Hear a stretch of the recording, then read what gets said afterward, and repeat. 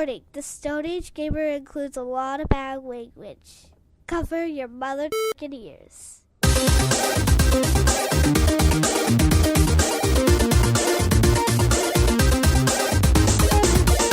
Good evening and welcome to episode 203 of the Stone Age Gamer podcast for the week of May 25th, 2018. I am Kris Randazzo, and joining me tonight is Casa de los Muertos, Dan Ryan.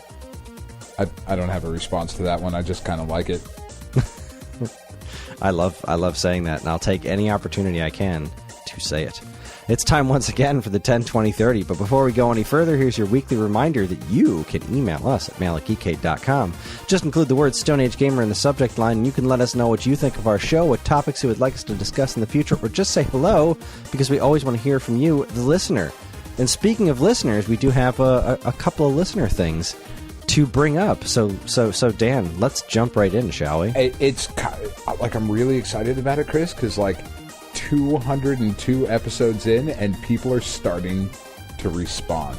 Every now and then. It just goes to show you, if you work at something every week for 4 years, beg, you'll get a question every now and again, or yelled at. One of the two. I take either. And I respond to them all. Yes, you do. Daniel Gregg writes, that's right, I asked him how to pronounce his last name because it's written G-R-E-I-G, and he said it said like Greg, so you're welcome. I did that right. Hi, Kris. What are your thoughts on Skyward Sword? It is probably one of the only major Zelda games I haven't played now, since I have knocked off Wind Waker. Daniel Gregg, I believe, has been rolling through all of the Zelda games. I've had a handful of conversations with the gentleman on Facebook. He's a listener, and I like him. And so he wanted to know what my thoughts on Skyward Sword were. You guys are getting dinner later this week? Yeah, we're gonna get some. Oh man, I wanted to try to come up with something really clever Zelda related, but it wasn't coming to me. Octorok stew? I don't know. Yeah, Octorok steak. F stew. I want Octorok steak. John loves Octoroks, and I love Octoroks too, but only the old Octoroks. Around Ocarina of Time, when they started putting them in the water, I kind of stopped digging them. I always liked the idea of a red octopus running around on land spitting rocks. It's pretty fucked up. I mean, it's so delightfully absurd. They're adorable. It's odd. Yeah, it's odd. I think it's one of the reasons I liked them so much. But anyway, so I was going to try and respond on Facebook, and then I said, I should do this on the show because I have a lot of things to say about it. But I will forward the question to you first, Dan, because I think your answer is going to be very quick. What are your thoughts on Skyward Sword? Check out episode... Evan edits in the episode where we talked about this before. And we did, hear my in thoughts, our Zelda retrospective. Because we did do. They are small on this one. Yeah, I haven't played you've it. never played Skyward Sword, right? No. Yeah, and you probably never will, because this was the one that was heavily leveraged on motion controls. Yeah, this is the Waggle Zelda. The Waggle Zelda was the Wii Twilight Princess. This one didn't use Waggle at all. This was all motion plus. So it was all like very specific movements and like hand tracking. Yeah, that sounds awful. So my experience with Skyward Sword was phenomenal. I really loved the game because for me at the time where I lived, those motion controls worked wonderfully. I have tried playing it since in my previous apartment, and it was flat out busted. So I have not been able to get back into it again. But I really like the game itself. If you're in a situation where you don't have like a lot of direct sunlight on your television, you should be in pretty good shape to make this game work well enough. Because when it does do a lot of really clever things with the motion, and the sword fighting is very much built around doing things with specific motions. And that's pretty fun in a lot of instances, particularly like the Lizalfos. I used to intentionally pick fights with the Lizalfos because I just thought it was really fun fighting them. It reminded me a lot of fighting the Iron Knuckles in Zelda 2, which is also a super lot of fun. I don't know, the combat felt really engaging in this one because just how much freedom you had to do all these different types of hits based on how you swung your sword. I do wish retroactively that there was a good way for them to port this to modern systems, because I think it would look really nice in HD. I think the game's got some pretty cool art direction, some really fun characters, pretty good story, probably the best iteration of Impa. Impa is just like a complete badass in this game, which is really fun because Impa's always been this like really old woman. Well, that not always been. I guess they changed that in Ocarina of Time. Never mind. She was not a really old woman in that one, but she was kind of like a beefy Imp? Not imp, just more of a giant woman. Yeah. Okay. she's pretty beefy Amazonian kind of a warrior woman, and in this one she is both the old woman and the super spry, awesome young warrior, because you get to see her when she's much older. I apologize if that was a spoiler, but the game's old, so it is like a 10-year-old game at this point. Yeah. Maybe not. That 10, was. I thought it was one of those things that I kind of suspected throughout the course of the game, and then when they confirmed it, I was like, "That's really cool." But no, it's some of the characters are a little unsettling, but kind of in a good way. What's his name? Girahim is a really unnerving creature, but I guess you would call him the proto Ganon that you fight in the game. Like, you don't actually fight Ganon, you fight kind of a personification of evil that looks like a cross between Ganon and Akuma. So that's pretty awesome. Cool. That's like really cool. No, it's a good game. It definitely has some of the things that if you've played Breath of the Wild, this kind of hinted in that general direction. Like a lot of the I liked their approach to dungeons in this game, where the puzzles in the dungeons actually started outside of the dungeons. Like getting to them was part of the puzzle, so you'd have to like do all these environmental puzzles just to get into the place. And I thought that was really neat. And things like the stamina meter in Breath of the Wild are also in Skyward Sword. So it definitely has some weird issues, but it's got some really creative areas, and I think it's a pretty fantastic game. And if there was a good way to play it without motion controls, it would just be great. Because HD this game, take out the crazy sword swinging and replace it in some way, shape, or form with something that's good. See, that's the problem with porting this, is that there is no quick and dirty port of this game. Like, no, you have to remake this. Well, I mean, you could do it with the Joy-Cons in this one, because it doesn't really use the IR sensor. This was really all motion plus, so I guess they could just port it to the Switch that way. But would you want them to? I mean, I wouldn't hate it, but what I mean by that is, would you want them to just do it without putting in a ton of effort of just like, oh no, we can totally just port this? Yeah, no, I would want them to properly do it. Right. Just like I was having another conversation with somebody else on Twitter earlier today about Star Fox Zero, how like there's a good game in there and it should be ported to the Switch, but they would have to just take out all the second screen stuff. Right. Because that's where it didn't work. That's like, all the crazy motion controls and Wii U stuff that they did that just kind of shoehorned all over that thing. Take all that out and just make it play like a regular Star Fox game, which is basically what it does. Like, you could totally work around that second screen stuff in that game. Port it to Switch, and I think it would be great. That'll never happen because Star Fox Zero bombed hard. So thanks, Daniel. I hope that sums up your question there. I hope that answers your burning question. Speaking of burning, we're getting personal. Yeah. Then we got we got another one from at CLE Kris 78 on Twitter. Writes, I may have missed it somewhere. Real name, Chris. I think it's on his birth certificate. I may have missed it somewhere along the line, but are you a Paper Mario fan? Again, this one was directed at me, but Dan, I would also like to hear your thoughts. Sort of. I mean, which ones have you played? I've got it. At this point, I don't even remember the names of them. What was the GameCube one? Was that Thousand Year Door? Yeah, that one wasn't. That's the one everyone seems to like. The Super Nintendo one? No, 64. I don't remember. It's they're okay. I mean, they're still Mario games, which is where it all falls down. You see, for me. Gotcha. Anyway. So yeah, I would think that you would dig the humor in these because they all seem to be kind of poking a little bit of fun at the ridiculousness of the Mario universe. I really liked no, that was Mario and Luigi, the one I was thinking of. That was probably my favorite plot device in any of the Mario RPGs was when they cursed Princess Peach's words to be explosives. So she'd just like say things and the words would fall out of the speech bubble and blow up and hurt everybody. That's kind of that awesome. That was real clever.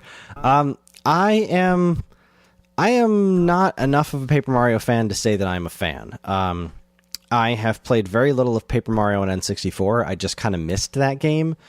I had it, but I didn't get it until way later. It was on clearance at a Toys R Us, and I never really went back to play that one. I did play. I didn't play Thousand Year Door because I wanted to play the first one first. So I bought Thousand Year Door, and it just sat because I never played the first one first, and that's the kind of asshole I am.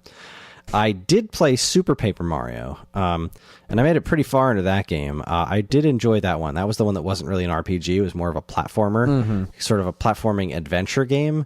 I thought that was really clever, and I did play a bit of Sticker Star, which everyone seems to really hate on, and I was having a good time with it. I thought it was fine. It is a pretty divisive franchise, though, correct? Like, it seems to be. They made the games up to I think it was after Thousand Year Door. The creative team changed on it, and I could be very wrong, but I believe this is the case. It was the first Paper Mario and then Paper Mario Thousand Year Door, and then the creative team changed, and they've been kind of pushing in a very different direction in the Paper Mario games, with things like Sticker Star and Color Splash, and they do not have the same gameplay mechanics that people loved so much about Thousand Year Door, and thus that's kind of where the big divide comes in. The games that they've released haven't been met with like terribly negative criticism, but they also haven't been met with the acclaim of something like Thousand Year Door. And it's just kind of a classic case of the fans want one thing, and Nintendo is very specifically not doing that. So Nintendo is very specifically being kind to Nintendo. Yeah, kind of Nintendo. They're like, no, we're gonna do us, and a lot of times that works out really well, and sometimes it doesn't. So the Paper Mario franchise seems to be one of those situations. But then again, I think they sell okay, so they keep making them. They do keep making them, and I guess I'm glad for that. But what I've always really wanted, Paper Mario was was originally supposed to be a Super Mario RPG 2, and right. Super Mario RPG I love with all of my heart and soul. I think that game is phenomenal, but there's never really been a proper follow-up to it. Even Paper Mario was definitely not a follow-up to it. It's a Mario RPG, but it doesn't take place really in the same world and doesn't feature those same characters and just that kind of old school Square Enix, Squaresoft feel. And on one hand, I'd like to say, with all the Kingdom Hearts games being so successful, I'm surprised they haven't gone back to that well. But on the other hand, Kingdom Hearts 3 has been in the works since like 1881. I think so. It might come out in 2035 or something like that. It's doubtful. Oh, who knows? It'll come out this year. It's the Final Fantasy VII remake that we're going to wait another 10 years for. It's going to be so worth it, though. Really so I wish I had a Paper Mario fan. How does that sound? There because you go. It's a little warm down here. I get it. That was funny. Yeah, I'm hilarious. You're something.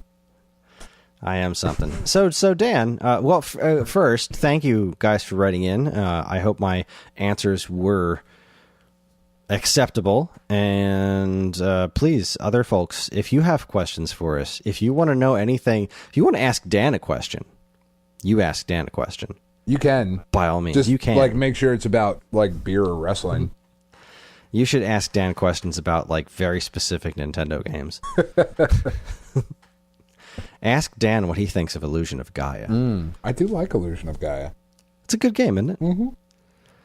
I never played Soul Blazer or Terranigma, mostly because Terranigma never came out, and I didn't find out about Soul Blazer until way later. I'd like to someday. I don't like the names.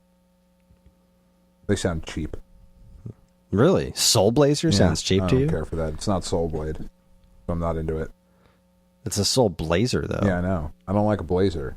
Not a big blazer guy. Are you? See, now I'm thinking of something that shoots souls with fire, not like a coat. Yeah, no, I'm thinking of like a soul just like rocking a nice sport jacket. Something you would see somebody wearing on Soul Train. Like your dad on Soul Train. Like your white dad. Your white suburban dad doing the overbite. Like, oh, man. Ooh, wow. Not into this. Ouch. Yeah, well, you've definitely ruined that title for me. Officially never playing... You know what I never liked? The sound... The Tower of Babel. Never liked that. No. Excellent comic Babel book, is though. just Babel. No, it's a silly word. No matter how you spell it, it's a silly word. That you're not wrong. It is an excellent JLA arc, though. That is true. Really, that is true. Really good. And it's mentioned a lot in the excellent Illusion of Gaia, the Tower of Babel, and Metal Gear Solid Ghost Babel for Game Boy Color, which just sounds like there's a ghost going... Snake? There's a ghost, and he's babbling at me. It's a ghost. Oh. Fucking Scooby. So, Dan, how are you? What's new? I'm good, man. What's new and exciting? I've been. I got a new game. Oh yeah, what'd you because get? My wife is super awesome. So I got Owlboy, and it is exactly like God of War. So weird, like flying around with an axe. I did not expect the M rating. Just chopping dudes up, crazy. No, it is. I got it today, so I played maybe the first, I don't know, 30, 35 minutes of it. It's got, so the main character, Otis, is a mute, so can't speak to any of the characters in the game. And he himself does not attack. Okay, you can fly around and you can pick shit up. And you can either drop that shit or eat it or whatever. But you could also pick up people. And you pick up your friend Getty. Getty has a gun. So when you pick up Getty, you're flying around as in this like platformer style, but it's also like a twin stick shooter, but like a single stick shooter. Because with so you're flying around with Owlboy, and you aim with the right. I mean, I guess it is like a twin stick shooter. So you aim with the right analog stick, and you can, shoot in 360 degrees and whatever. Which is not what I was expecting, because I really only looked at, I saw the promo art and heard some of the music, and I was like, yes, this is a thing I need in my life. So playing through it, it's like, oh, this is really, cool and really clever, and there's some cool puzzles that I've gotten through so far where you have to, drop Getty off and go around and fly and pick something else up to bring it back, and you get this teleport thing, very early on in the game that allows you to do some puzzles. It's really, really cool. I like it quite a bit. It is. Yeah. Even after this first 35 minutes, 100% this is a game you should buy. Yeah, it's on my list of things to buy. Yeah, without a doubt. This is without a question. This is something you would absolutely love. I'm kind of just waiting for it to go on sale. It's very charming. The characters are very, very expressive. The writing is pretty funny so far. Yeah, I like the look of it. It's more 16-bit than that came out kind of around the same time I was playing Celeste and Dandara, and those have a very 8-bit / early PC game-ish look to them. You know what I mean? Yeah. More pixely. This one's definitely more. I guess clean Super Nintendo-esque look. Yeah, because it's much more, it's much more clean. It's not very pixely looking. Is what I'm getting to. But it animates like a Super Nintendo game. It is, and it is animated really, really well. The characters move really nicely, and when you're flying around as Otis, the flapping of the cloak looks really nice, and I really dig it. I like it quite a bit. It is a worlds different than God of War. Well, yes. Could not be any more different, but I am... Well, I mean, it could be Tetris.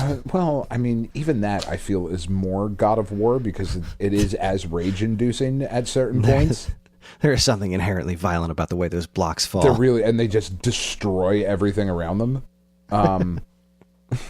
But like, I'm very into it. Like I like I said, I barely watched any gameplay videos. I bought this just kind of on faith of like, this seems like something that is right up my alley. I'm very excited to play it. It looks great, and son of a bitch, it is pretty awesome. So I will report back next week with a lot more for Owlboy. But I did finally beat all of the Valkyries in God of War. Before you jump off of Owlboy, I just wanted to point out that the D-Pad Studios, the company that made this, posted a few days ago that Owlboy turned a profit on Nintendo Switch within 24 hours of release. That is excellent. They said that it bodes really well for funding our future projects, and from all the good things I've heard about this game, it makes me very happy to hear that D-Pad Studios will be doing more stuff. And that's great. Yeah, no, that's awesome. That's awesome. And is it on the Xbox as well? Yeah, I believe right? it came out on PS4 and Xbox One at the same time as the PS4 one. Yeah, it came out back in February on Switch.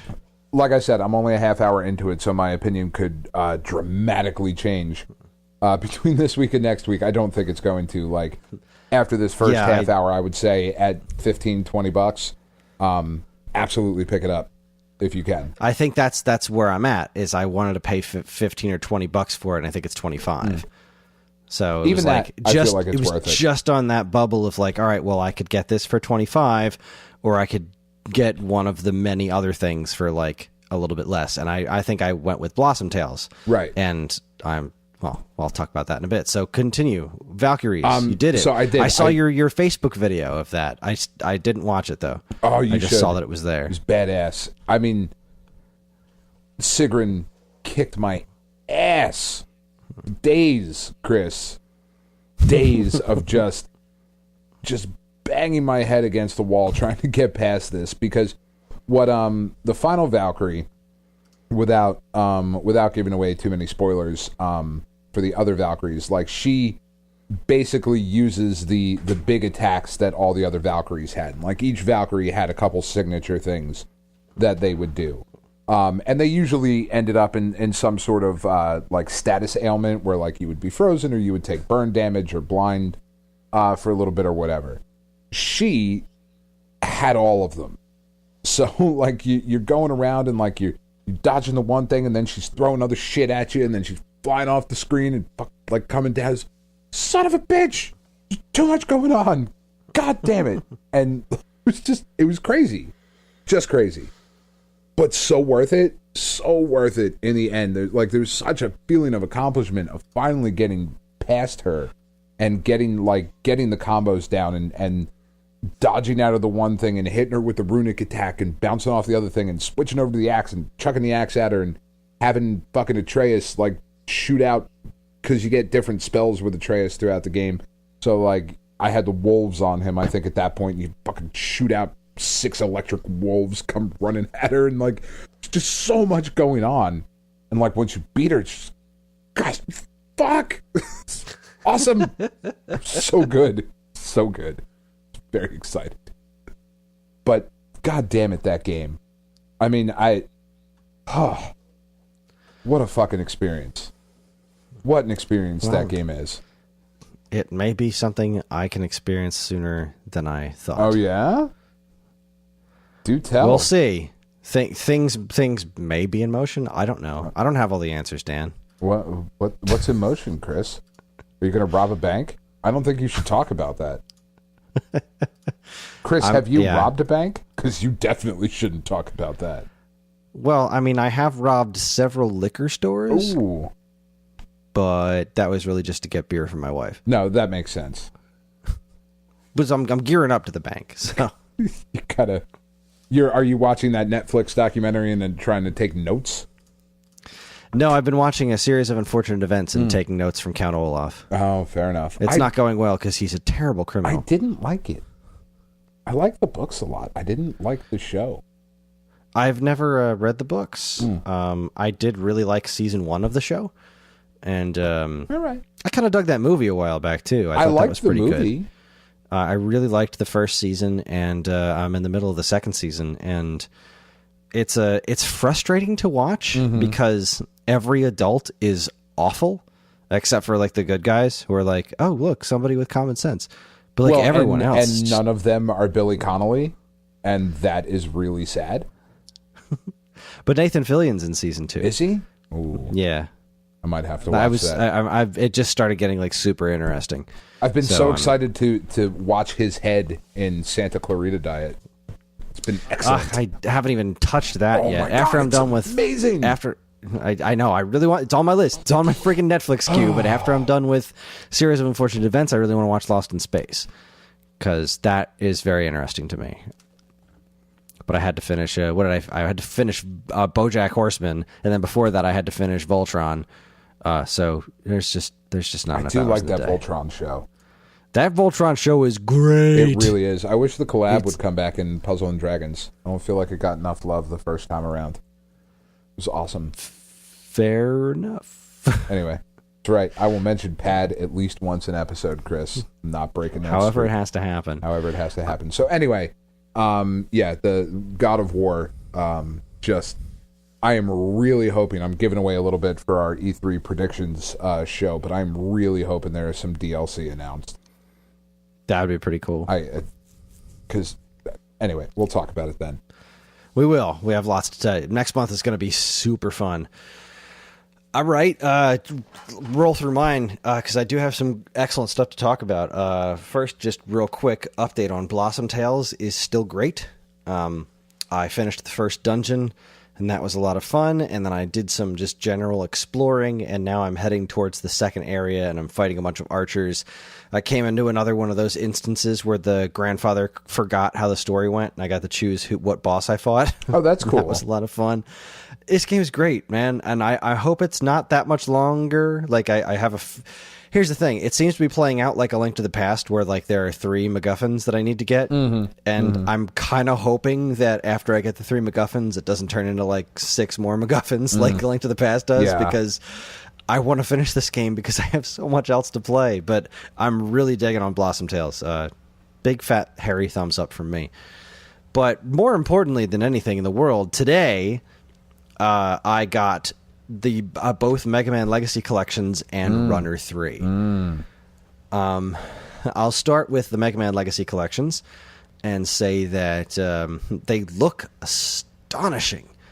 Like, really, really good looking. Holy crap. I'm just very impressed with how bright and crisp. Like, you don't. I feel like most of the time, like when I would ever play this on like Wii Virtual Console or even in the previous collections, I very rarely was able to notice the difference between where Mega Man's eyes end and his skin tone begins. Sure, yeah. And it's like, it's clear as day in this version, and not because the contrast is bigger. It's just, that's how well presented they are. It's just gorgeous. It's wonderful. I'm most of the way through the first Mega Man already because, I mean, I've beaten that game a zillion times, but I'm going to play through all 10. I'm just going to roll right on through. It's been a very long time since I've played through 4, 5, 6, 7, 8, 9, and 10. I regularly do 1 through 3, and I haven't really touched past 3 in quite a while, so I'm really looking forward to giving those a chance, especially 8, because that one I really haven't touched in a long time. And like, I didn't even mess with that when the original Anniversary Collections came on like PS2 and Xbox. And GameCube. Like, I just didn't even mess with it there. And I haven't played it since the PS1 era because I wasn't really a big fan. But I'm really interested in going back to it and seeing how I feel now. I did watch the anime cutscene in the beginning of it this morning, though, just because I couldn't resist. God, Dr. Wily. It's just, it cracks me up every single time. Like, for Mega Man's voice is more high pitched than Roll's, and he talks to Dr. Wily, and he's just, Mega Man. It's so bad. We must stop Dr. Wily. It's so bad. It's amazing. Just absolutely amazing. Why did that happen? I have to say this other thing about Legacy Collection 2. I don't know what this is like on the other platforms, because I've never played it on the other platforms. Have you? Did you get these collections, or you passed because you already have the Mega Man games 150 times over? Yeah. So in Legacy Collection 2, the loading time is just, it's non-existent.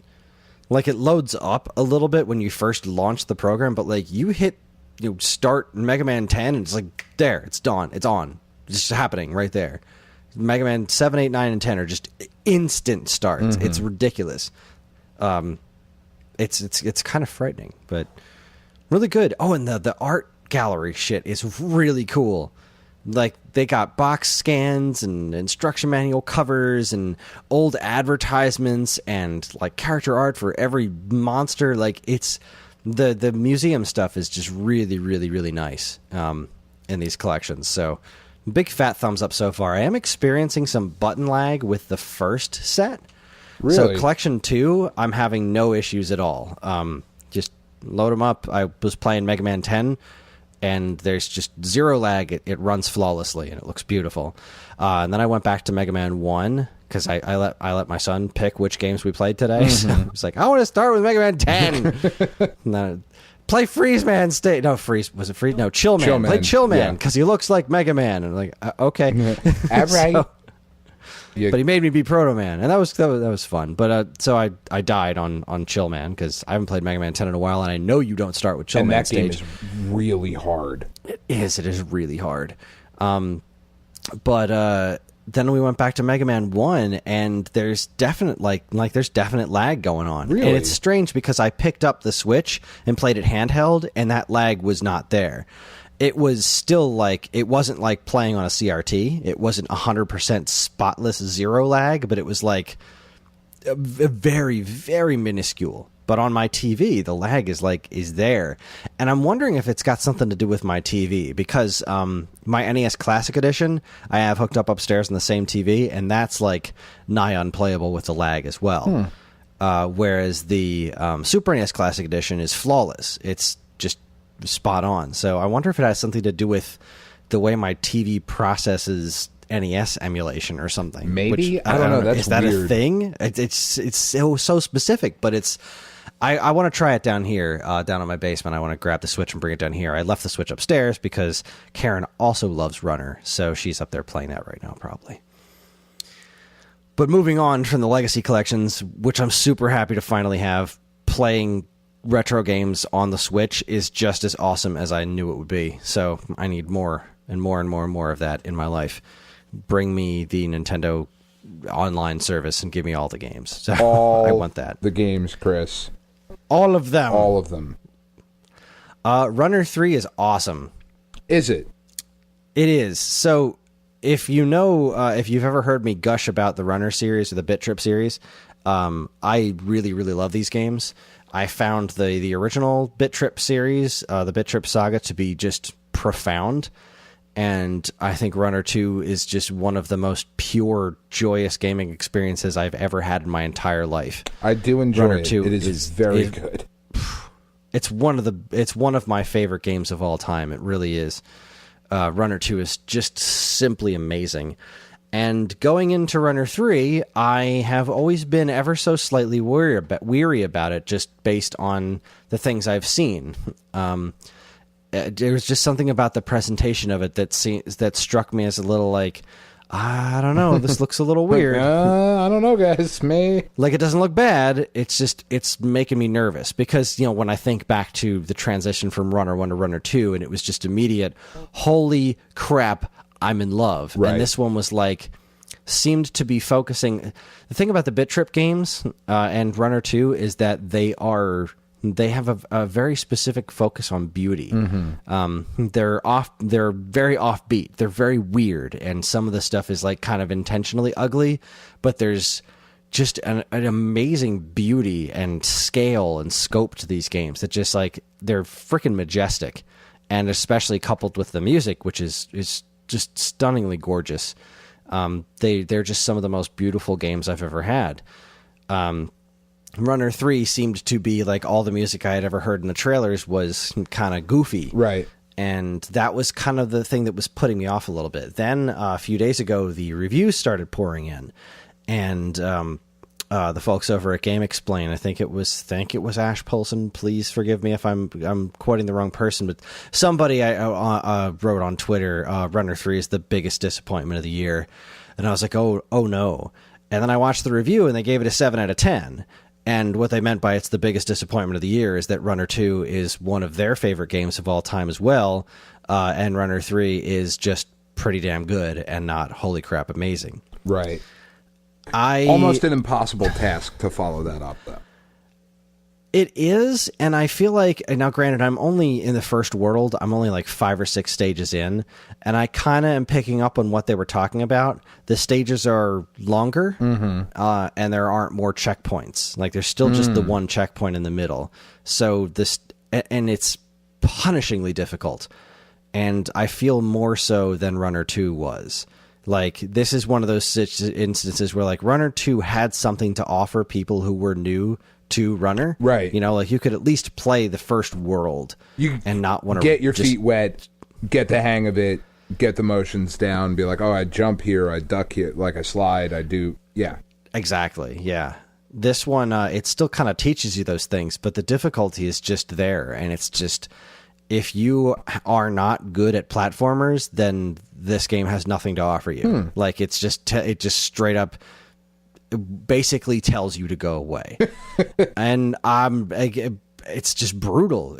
And I'm finding a lot of fun in it. There are a few things that I'm really sad aren't there. A few staples, like going off the springboards doesn't make the same sound it made in Runner 1 and 2, which is one of my favorite video game sound effects ever. It's been the text tone on my phone since Runner 1. So that doesn't seem to be the case anymore, but it looks great. The way the camera kind of pans around you while you're moving is really cool. But the difficulty was one of the things that the reviewers were complaining about, how it just seems to be almost cheap difficulty sometimes. And that's really disappointing. And also the fact that it does try a lot of different things. It's much shorter than Runner 2. Okay. Sort of. And so, like, there's fewer levels. Like, I think there's only like half as many levels as there were in Runner 2, but in these levels all have different branching paths, so they encourage you to go back and replay these levels to find new things. So it's a different take on length. Like, I think there's still, like, I guess quantifiably the same number of hours to be had finding things, if not more. Right. But I don't know how I feel about that. I do want to go back and do all the gem runs afterwards, because, like, the levels will branch off and you can do a whole different kind of run, where instead of collecting the gold bars, you're trying to collect these gems, and they branch off into, like, just totally different areas. So they're almost like playing a new level with bits of old levels in them. That's kind of cool. So it is really cool, and I appreciate what they did. I tried the retro levels too. They're just flat out selectable in this one, like, as you unlock them. So instead of, like, you have this many chances and you have to, like, find the cartridge in the level, and this is the only shot you have at doing this, and then it's gone until you, like, find the level again. It's just like, it's a different map screen. You can just play the retro levels, but they're not runner stages. They're like a platformer with Commander Video. You move him. That's weird. It is very weird, and they seem cool. They have got a really neat mechanic to them, but like, he can do this, like, jump kick move, and he has a double jump, and they look really neat. They got this really great art style. So far, I am loving it. I'm not loving it as much as I loved Runner 2, but again, I think that was kind of an impossible bar to hit, especially with the direction that they're going. The music is better than I gave it credit for. You know, from what I heard of the trailers, playing the first stage made me, like, it hit me with the feels that Runner 2 did when I loaded it up this morning. So I do think it is pretty great so far, and I will keep you posted on how it goes from there. All right. Runner 3 is awesome. Buy it. Buy it, or buy Runner 2. Better yet, if you haven't played Runner 2, for the love of God, play Runner 2. It's amazing. You really should play Runner 2. You really should. Oh, and Charles Martinet. Oh my God, there's so much more of him in Runner 3. It's great. Really. There's so much more of him. He just seems to have so much more to say. It still does the thing where you boot it up, and, like, in Runner 2, it says, today's episode is brought to you in part by Uncle Dill's Dill, and, like, some sort of ridiculous tagline. I've loaded up the game 4 times since I got it this morning, because that's my life. And the time I loaded up when I got home said, today's episode is brought to you in part by my phone number. Really, guys? And it's just a picture of the phone book, Charles Martinet, and a phone number next to it. It's like, what the hell? Did you call it? No, it was one of those like fake okay. 555 numbers or whatever. It was funny because his presentation is wonderful, and he's unlockable in the game too, which is great. Yeah, that's I kind can't of wait excellent. to get him, which is to just play as Charles Martinet. That's kind of awesome. The story was nuts too. Like they told the story, and the amount of alliteration. Their alliteration game is on point. I can't even repeat it. I don't even remember all of That's it. That's so nerdy. Every 3 or 4 lines every 3 or 4 words involved alliteration somehow. It was nuts. And Charles Martinet reads it like a champ. It's just amazing. Well, all fucking righty then. 10, 20, 30 time, guys. And by guys, I mean you. Because you're Dan. Well, and you're the only one here. You know, and the listeners. And the listeners at home kind or of at work or in car. Kind of a lame month this month. Yes, the 10, 20, 30. This is one of the reasons why we I was so happy minutes. to. I was so happy to have people ask me questions this week. I was just like, "Hey, can I talk about this on the show? Because we don't have a lot to go for 10, 20, 30. Pretty desolate." And I mean, I feel like I got to be missing something, because for May of 2008, I came up with 2 Wii games. Like, I didn't even come up with any PS3 or 360 games. That can't be right. That doesn't seem right. Maybe I just didn't finish. I don't know.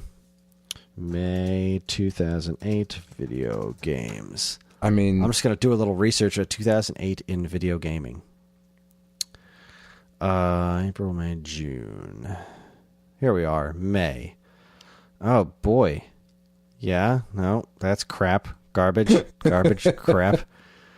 I didn't write down that one. That's another Wii game. Lost Winds came out on WiiWare. Remember Lost Winds? No. It was pretty neat. Okay. I don't even know what that is. It's like this cool little wind-based platform. I think it wound up coming up on coming out on a handful of other platforms too. Actually. Yeah. Wow, no, I didn't miss anything. Okay, well. Mass Effect was ported to Windows. Oh, shit. Yay. Really, the only thing that I missed, which, I mean, may as well just fire it off, Haze came out for PlayStation 3. Remember Haze? No. I mean, I do, but no. It was from Free Radical Design. What was their big deal? Free Radical was known for... Time Splitters, that's right. And Haze was that game with like the yellow dude, like the dude in the yellow helmet on the front. Like, yeah. It was something about like you do drugs and get superpowers or some crap like that. Which is accurate. Yes. People hated this game. Yeah, no, it did not do well. Because I don't think it was good. Yeah, I remember hearing a lot of people, like, I just was one of those games that had, I always had that handful of folks in my game crazy that was just like, couldn't wait to get, the new games and the new stuff coming out on PS3 or whatever. The next and shooter. This game sold This is the one I want. the next shooter. Yeah. This game came out, and I think I've sold a handful of copies, and then it just dropped dead. Yeah. Nobody cared. Nobody cared. I'd say it's a shame, but it looked like crap to begin with. Yeah, it didn't look like, oh man, if only they had more time, like it looked bad to begin with. Yeah, this was just this was not Time Splitters. No, this was not a good idea, and not everybody has good ideas. Not every game has a future. All right, sorry, Hayes. So anyway, what the do two we got? that I wrote down aren't even all that like earth shattering. No. Boom Blocks kind of is. Boom Blocks is an awesome game. Boom Blocks came out in May of 2008 for the Wii. That's one of those Steven Spielberg things, right? Yep, it was a Steven Spielberg joint. Fuck it was Steven basically Spielberg. Angry Birds before Angry Birds. No, Chris. Fuck Steven Spielberg. That guy ruins childhoods. I have to? That movie's coming out on like DVD and Blu-ray in like July. Is it? Yeah, Don't watch totally it. gonna watch it. Don't. I'm gonna buy one and mail it to your Don't. house. I will. Like You'll snap my copy of Skyward Sword. I in half, might. won't you? I very well might. Not Skyward Sword. Breath of the Wild. You still have my copy of Breath of the Wild on Wii You're U. never gonna get it back if you fucking mail me that shit. How about you give it back, or I'll mail it? Ooh, that's it. That's a compelling argument that you raise. It's a compelling argument, Chris. No, like, no, I didn't play it. I did hear good things. I think It's a really fun game. I think the biggest problem with it is the way it looks. Like, it's not, the title's not bad. Boom Blocks isn't a terrible title for the kind of thing that it is. It's a silly game about throwing things at things that make them fall down, similar to Angry Birds. But I think the real big problem with it was that it has these really dorky looking, like, Lego looking monkey characters and stuff. Like, there's all these like blocky looking animals, and the game just didn't look very compelling. Yeah, that doesn't sound ideal. Yeah, like, just look at any sort of box art or whatever for it, and anyone who saw this sitting on a shelf, unless they were sold on the game, like, somebody had to tell them that this was cool, because nobody was just picking this up And being like, its oh, own. this looks amazing. Yeah, I and, can't wait. They tried again with Boom Blocks Party, and it just didn't stick. It was very unfortunate branding mishaps, because this was a pretty darn cool game. Just swing and a miss. Swing and a miss. And then we have... I have a lot of hate towards this game. All right, let me hear it, lot because of I hate. have no idea. Dr. Mario Online Prescription RX, whatever. Drugs. All right. This game is inherently great because it's Dr. Mario, and I love Dr. Mario. Who doesn't? But this is this the one? Yeah, this was now I'm getting confused. Maybe this is the version that came from. All right, so Dr. Mario games have been getting lazier and lazier as the years go on. Just Dr. Mario 64 hit this super high mark where it had like a great single player campaign and all this hand-drawn animation stuff that was super cool, and 4-player mode, and it added new songs. And then, like, they just keep taking things away from Dr. Mario with each iteration. Which is weird. It is weird. I'm thinking Mario Online Wii.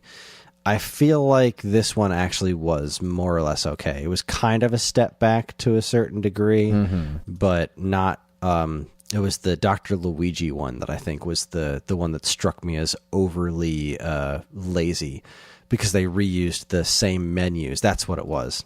I'm thinking about Dr. Luigi. Okay. So, all right. So, Dr. Mario Online, it's got a very what's the word I'm looking for? Very sterile presentation. And this was kind of like where Nintendo was at this point. They're making the Wii and the 3DS and Brain Age and all that kind of stuff. And they Crap. even look at something like was it Mario Kart DS, which is a great Mario Kart game, but its presentation is very white, very not very colorful and bright and fun. Yeah, they were very bland. Yeah, there was a lot of blandness in their presentation. It seemed like a very specific thing. Like, it was, I don't feel like it was coming out of laziness so much as this is what they think. This is a way that they want their things to look. It almost seemed a very like an application of Nintendo. Yes, definitely. Very, very good point.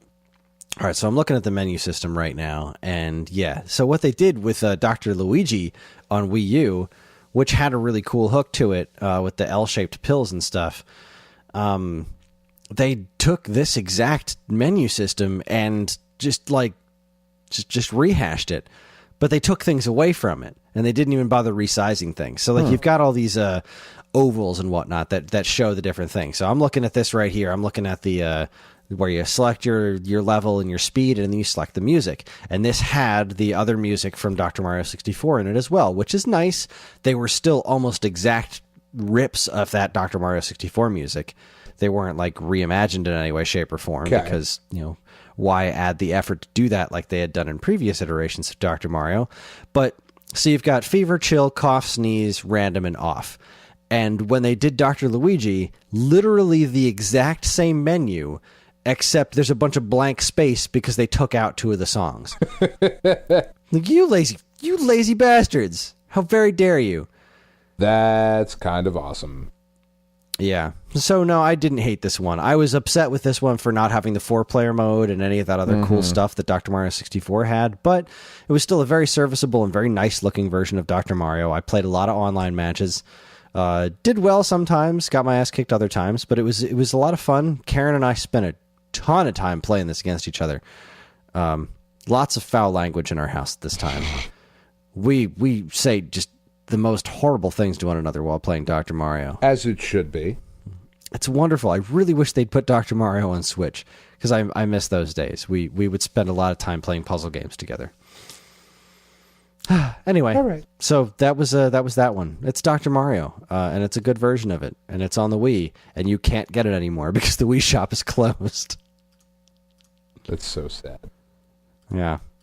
So that's 2008. That was it. That was it. I mean, May of 2008, not a very interesting month. No, it really wasn't. Flashing back 20 years, May of 1998. Not much better. Slightly more interesting. Slightly, not much. But I still only have 2 games here. Yeah. First up, we have the first Gran Turismo came out for PlayStation. Which, at the time, was pretty big deal. Unfathomable that you could have that level of detail in a video game about car racing. I mean, yeah, it was really something. The nerdiest fucking thing. Yeah, but it didn't quite get there yet, you know, like it was still, you could still jump in and race some cars. You know what I mean? You could. Like, you could still play that game as a racing game. You didn't have to go through... I think you still had to get your license in this one, but you didn't have to go through, like, 6 years of customization skills to even get to drive a car. Yeah. Like, it hadn't quite reached the level of insanity that Gran Turismo 3 hit. Gran Turismo 2 was like a step in that direction, but, you know, that game still did really well for itself. I didn't get into Gran Turismo because I'm not a car guy. I prefer my racing games to be fast, arcadey, fun, and not even remotely realistic. Yeah. Give me Outrun or Rad Racer any day of the week. It is unequivocally great. It is an unbelievably well-made game. But man, did it bore the shit out of me. Like, it was just boring. Yeah. And I feel the same way. It's not a knock on, you know, just Gran Turismo. Like, I feel the same way about what was the Xbox one? Forza, yeah. Except they can not give a shit less. They can crank out Forza games in like a couple of years. I think Gran Turismo is like Kingdom Hearts. I remember when Gran Turismo 3, the actual game, finally came out, was one of those like, it was like a Duke Nukem Forever type of situation. Instead of what were they were doing, like the prologue and like all that stuff. They wasn't it? sold the demo for $40. Yeah, and people bought the shit out of it. Dick move, because they thought it was a game. Yeah, they thought it was a game. They didn't care the demo. They cared. At least they cared in my store. No, they didn't. I don't remember. So many copies of that came back. Like, whoa, wait a second. Where's the rest of this game? When's the real thing coming out? This is it, man. This is all you have for like, I think it was like at least another year or two before Gran Turismo 3 came out. Whatever. Gran Turismo happened. We're clearly not the biggest of fans. No, we're not. And it has an ardent, rampant fan base. And good for you if you love it. I agree. Good for you. I am a fan of this next one, though. And that is Casa de los Muertos. Mm-hmm. The House of the Dead. Mm-hmm. This was the first House of the Dead, came out on Sega Saturn in May of 1998. And it was a pretty darn good port. It really was. I mean, it's a good enough port to where I often forget that it started as an arcade game. Yeah, I mean, you know, if you had the gun for the Saturn, the light gun, then you really needed to have this game, and it was was relatively late, I think, in the Saturn's lifetime. I'm looking up the price for this one because I know this one's worth a bunch of money. Yeah. Like, complete with the... Because it was sold with the gun, right? I don't know. I bought mine used. Okay. Let's see. This is very strange. The loose price and the complete price don't seem to be all that different. Really? Odd. Loose prices have shot up to like $126, and a complete price is only like $166. Which is strange. It was like floating around like $196 until recently. There's been a handful of sales that have been a bit lower than that. So I mean, it's not still, Typing of the Dead, so...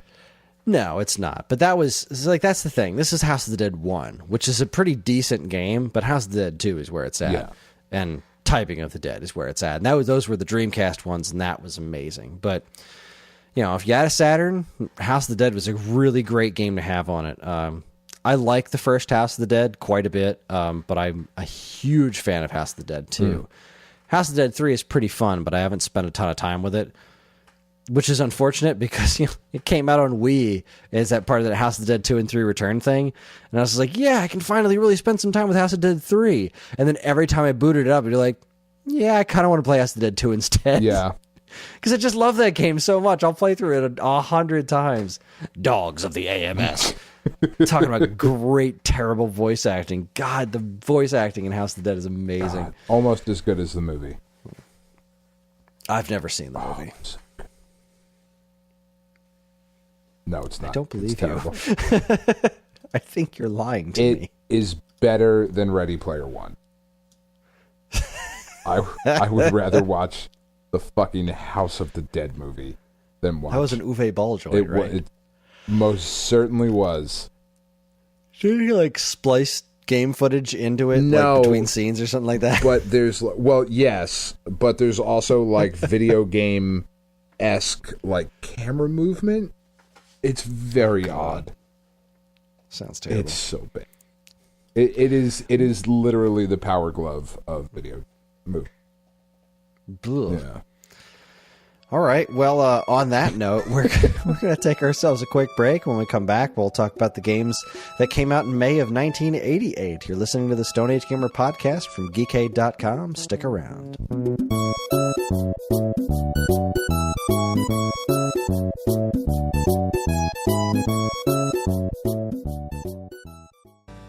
And now here's a look at some of the other original content available right now at Geekade.com.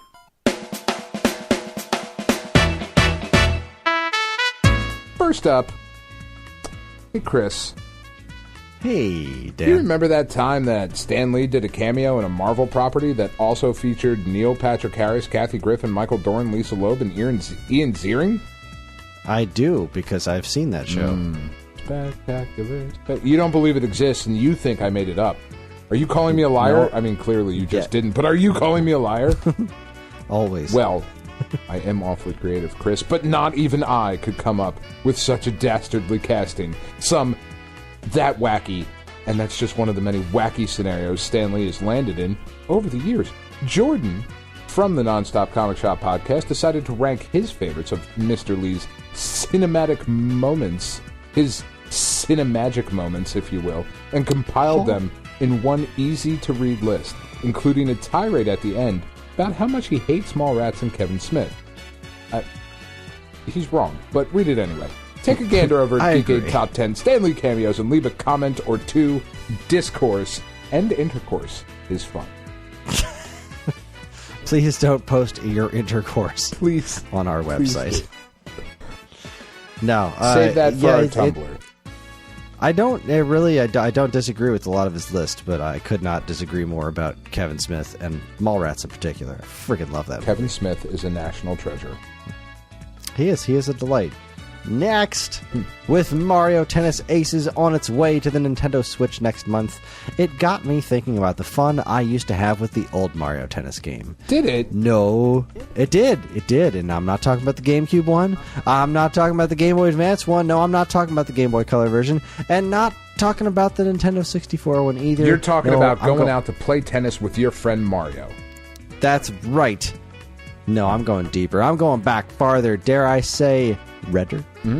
Yes, Matt and I traveled all the way back to 1995 to listen to the music of the very first Mario Tennis game, unless you count Mario umpiring in tennis for Game Boy and the NES. Which I do, because I'm a stickler. I count them, but he didn't hold a racket in those games. That you No, saw. I'm talking about Mario's Tennis for the Virtual Boy. The system may not exactly be well loved by the gaming populace of today, but there's no denying some of the console's games had some great music. So give a listen to Waveback, episode 57, Mario's Tennis. Now, for free, at geekade.com. Finally, Chris, Deadpool. Well, Deadpool, he's back in theaters this month, and as shown in, So I've heard. as shown in the trailers, he's putting together a super duper fucking group. And I like that you put the one that says fuck for me. Appreciate it. For this month's Hey, no problem. Welcome to the D-List, Jonathan chose to focus on a member of the X-Force who is underrepresented in the comics. How did he fare on the page? What will happen to him on screen?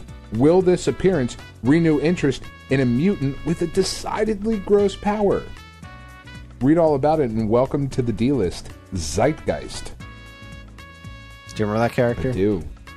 He barfs. Weird. Yeah, it is weird. X-Force is weird. Comics are weird. Comics are weird. That Yeah. X-Force Still wanna see run, though, Deadpool was do so good. And then X-Statix. Was it? I never read it. I don't like All Red's Because art. you're a fucking communist. I mean, it's true. I just don't know what they have to do with one another. You're a Nazi communist prick. I'm kind of underwhelmed by your third word there. I really thought there was going to be something a little more interesting. You can catch all this great stuff, plus tons of other articles, videos, podcasts, and more right now at geekade.com. Geekade.com.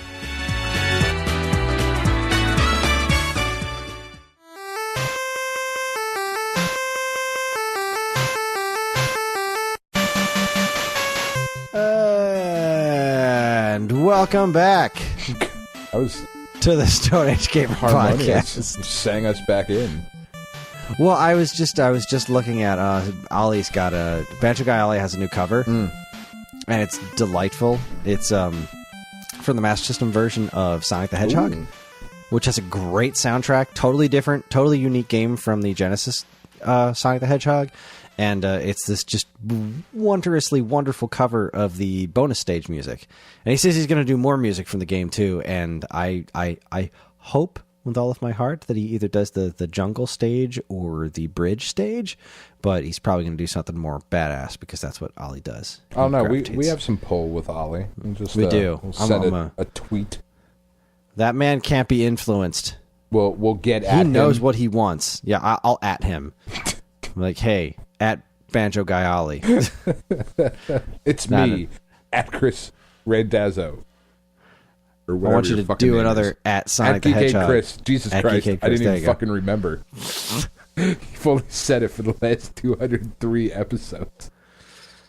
Anyway, I think this is shit. up on YouTube now, so you should check it out because it's a great tune and it's a wonderful cover of it. Back to the 10, 20, 30. You're a fucking narc, man. You're a narc. Narc was released in the arcades I love this in game. May of 1988. I've never played the arcade version of Narc. Really? Yeah, I've never played it. I've seen it because it's in Ninja Turtles. Dudes are fucking...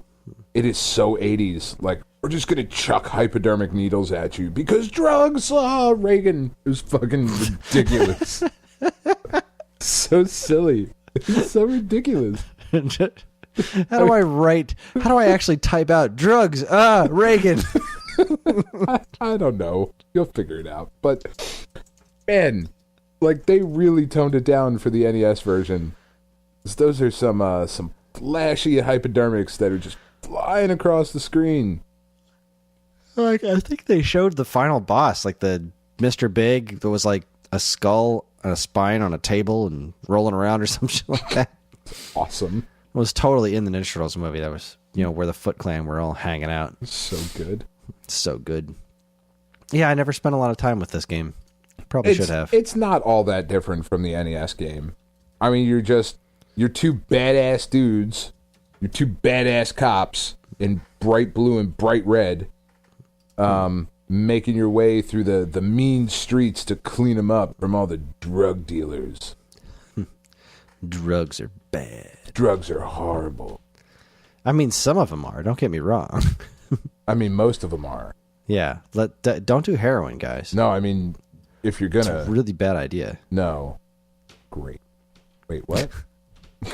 Only if you're about to die anyway. Right, no, but... Fucking...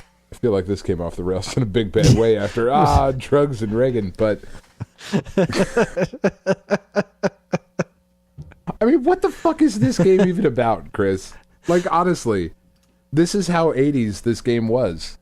But they made a new one, remember? They did. They made a new one. There was a 2005 video game. It's called Crackdown.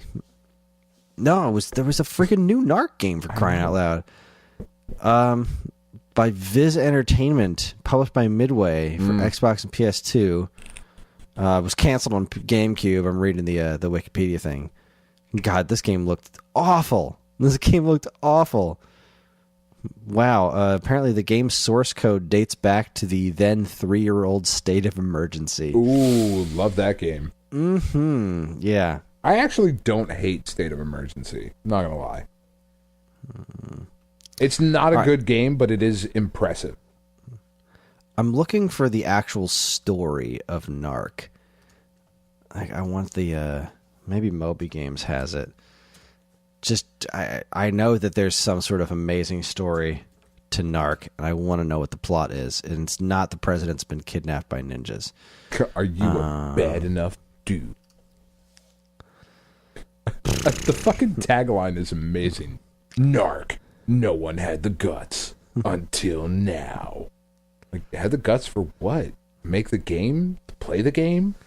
Narc is a 1 to 2 player game where your mission is to infiltrate the Mr. Big Corporation, the scourge of the underworld. Scourge. To do this, you must get through the game's 8 stages with over 10 sectors like the Junkyard, Subway, Drug Lab, Nursery, Downtown, Sunset Strip, and even the Corporation where Mr. Big resides. In order to get through the stages, you are required to collect a number of safeguards and insert them into the slot next to the stage exit. Wow, this is really in-depth. Your mission is not going to be easy, as you will come face-to-face with enemies, including the Canine Mutts, Das Lofgang, Dr. Spike Rush, Joe Rockhead, Kinky Pinky, Sergeant Sky High, HQ Posse, and Mr. Big himself.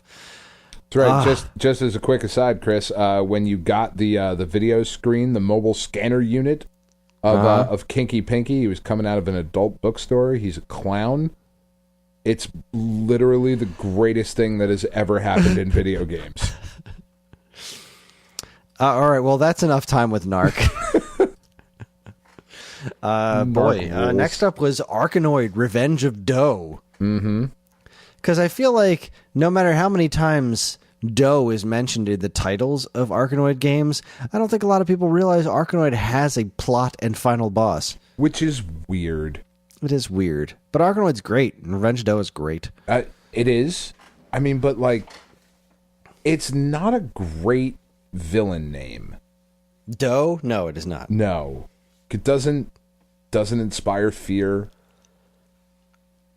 I mean... is it supposed to? Yes.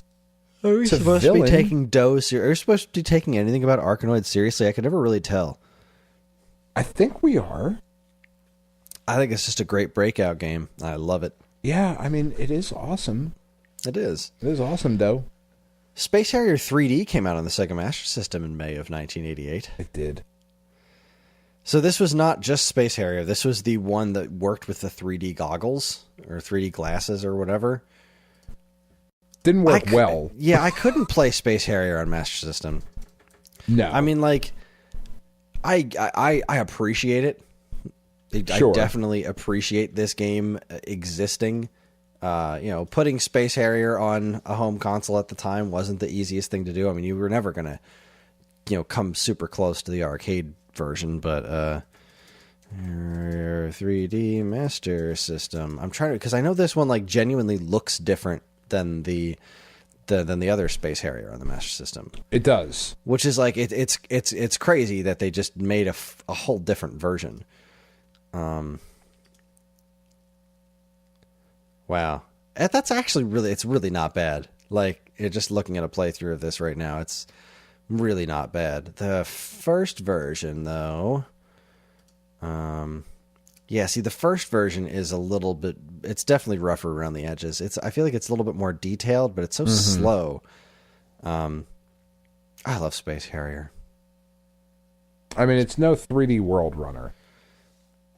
Come now. Space Harrier is better than 3D World Runner. Same. 3D World Runner is so... I want to know I want to know what the story is, because 3D World Runner is so similar to Space Harrier, except you don't fly.